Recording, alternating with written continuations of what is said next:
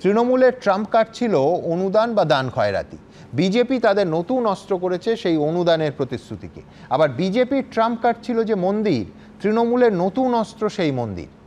আমার প্রথম বক্তা বিশ্বনাথ চক্রবর্তী কি মানবেন যে ভোট এলে সব কুছ চলতা হয়?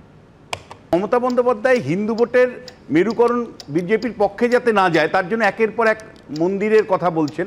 তিনি জগন্নাথ ধামের কথা ইতিমধ্যেই উদ্বোধন করেছেন, তিনি দুর্গাঙ্গনের কথা বলছেন।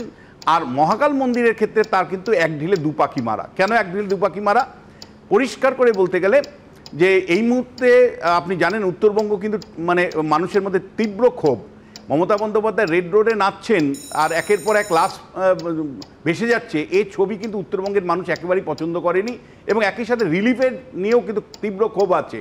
ফলে মমতা বন্দ্যোপাধ্যায় কিন্তু নজর ঘোরাতে পেরেছেন। এই যে মহাকাল মন্দির আমি তৈরি করব, এর মধ্য দিয়ে তিনি মহাকাল মন্দির সংক্রান্ত বিষয় নিয়ে সেন্টিমেন্ট জানেন আপনি যে নেপালি ভাষাভাষী মানুষের মধ্যে বিরাট পরিমাণে আছে। সম্প্রতি যে বড় ধরনের প্রাকৃতিক বিপর্যয় উত্তরবঙ্গে ঘটলো, যেখানে সরকার ব্যর্থ হয়েছে, বারবার প্রশ্ন সম্মুখীন হয়েছে সরকার একাধিক ইস্যুতে।